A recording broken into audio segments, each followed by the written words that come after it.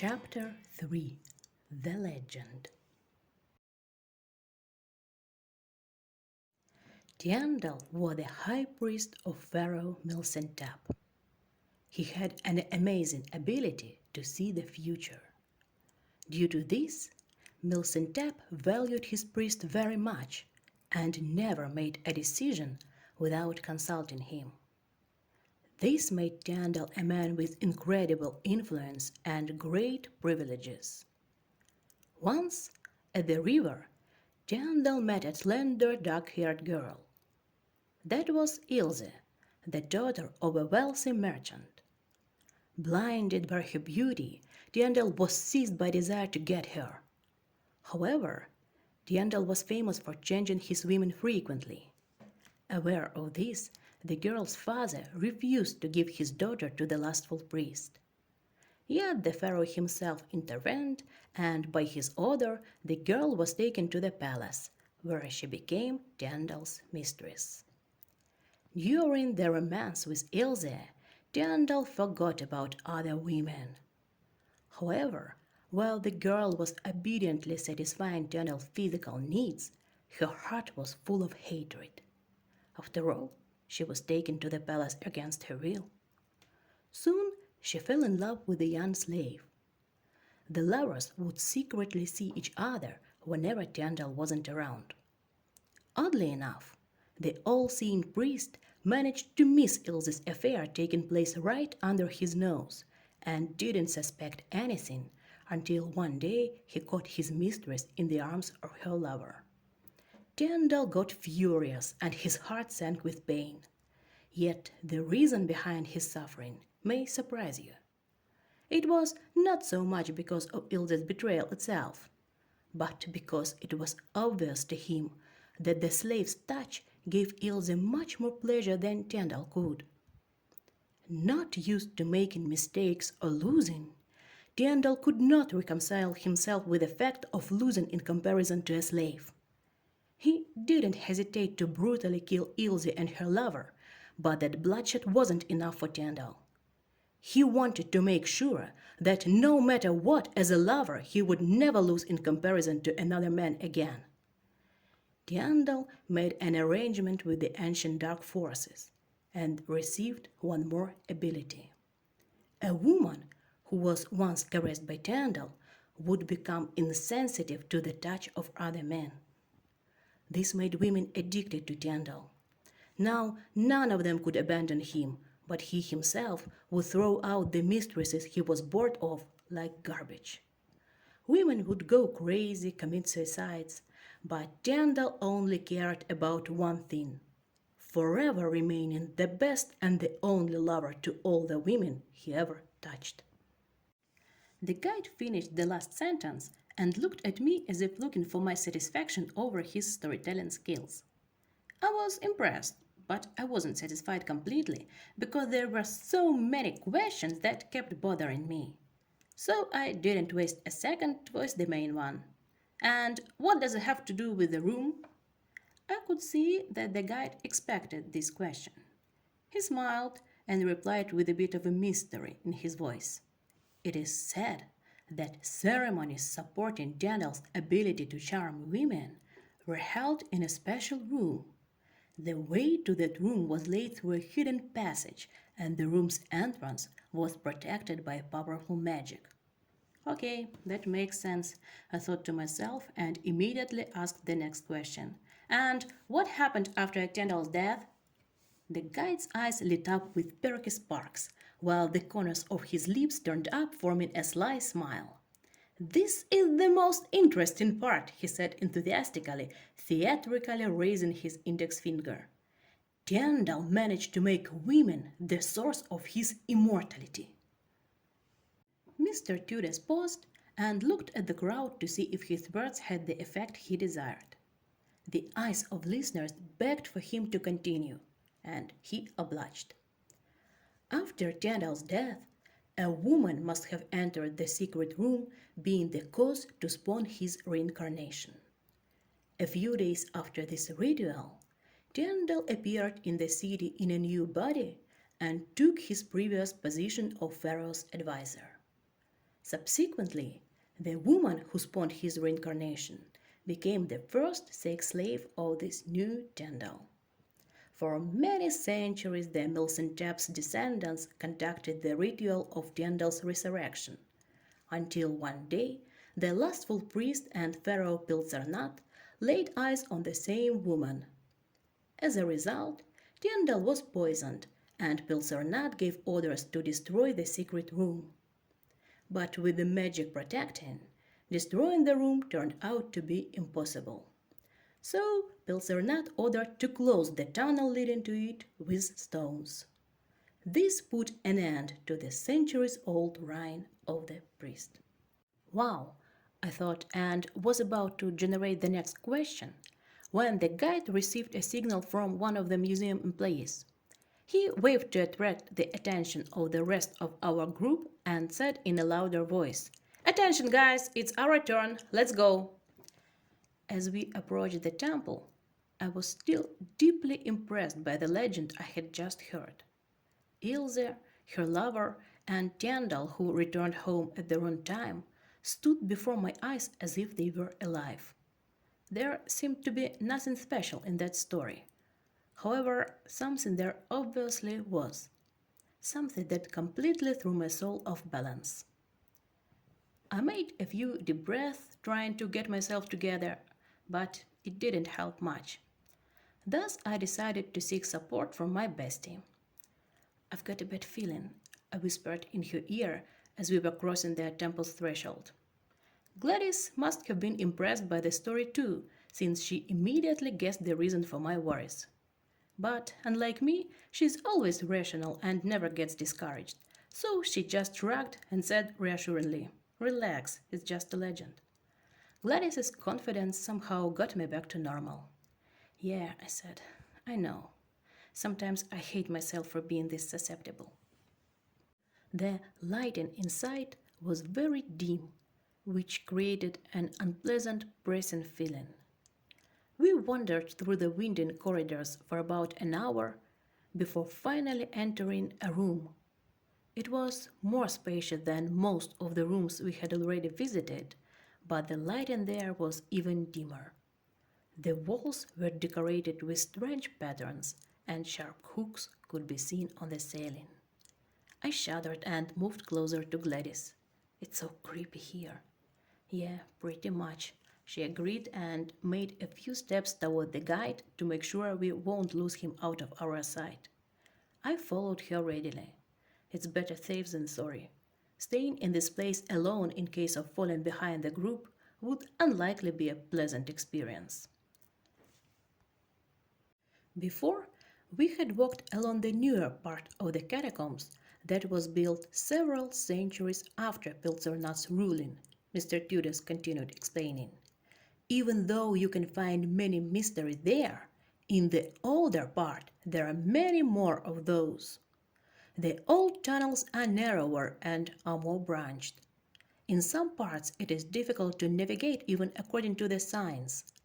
Plus, because of the narrow passages, you can't really see anything in the tunnels themselves, and there is not much interesting to see, to be honest. They lead to the vaults and storages where tourists are not allowed to enter. There is only one excursion route in the old part, which is recommended for visiting. It leads to the famous stone halls, and this is where we are heading now. However, there is one thing I need to warn you about. The way to the stone halls goes through the so-called Dark Isthmus. It's a tunnel about 100 meters long and about 60 centimeters wide.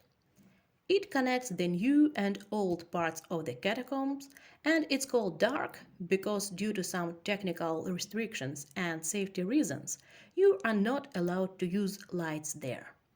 So, if you are claustrophobic, nyctophobic, or there is any other reason why you feel like you won't be able to make it through this passage, you'd better stay here. A museum worker will accompany you until we pick you up on our way back. Sounds like an offer for you, my bestie giggled. Very funny, Gladys, I snapped back. And your eyes like have a night vision mode. It would come handy though. I wonder, How walking in complete darkness can be safer than using a flashlight? I'm thinking that too, but they must know better. Let's hope so. As no one expressed a desire to stay, we moved from the spacious room to a more dimly lit one with entrances to two corridors. The first corridor had dull lights, and the other was completely dark. The guide led us to the dark corridor and stopped at its entrance. Now we need to form a chain, hold each other's hands, and move ahead.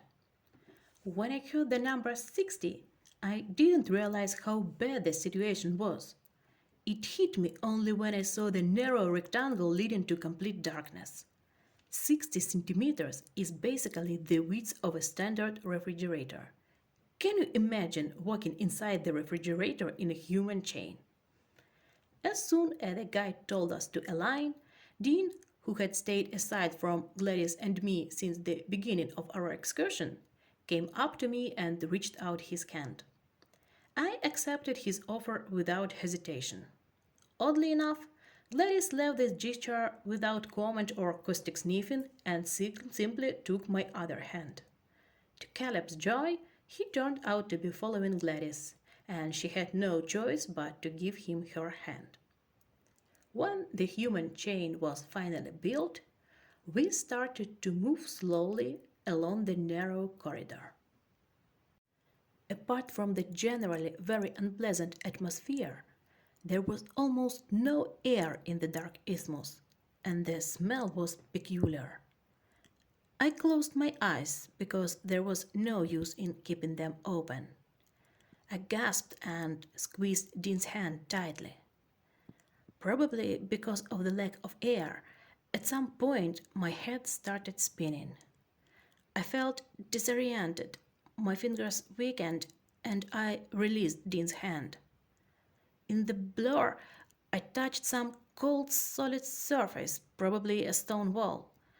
I leaned on it but lost balance and fell. Or so it seemed to me, as I couldn't estimate it properly because of feeling dizzy.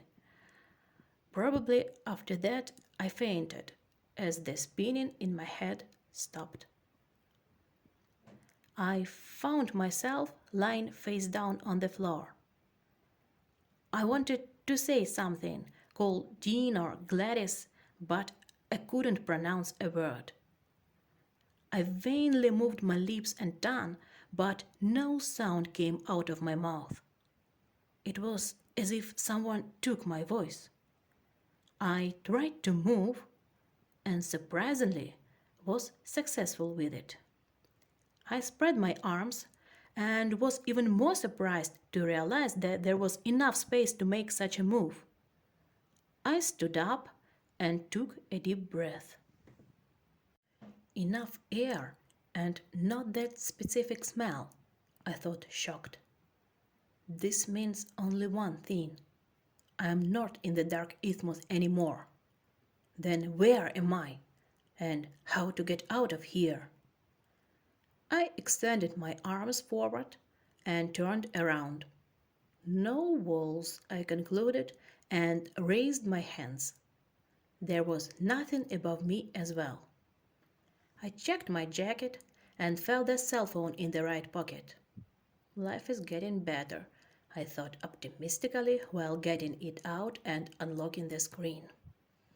No signal and the battery is low. Not that I'm surprised, but well, it works and it's more than nothing.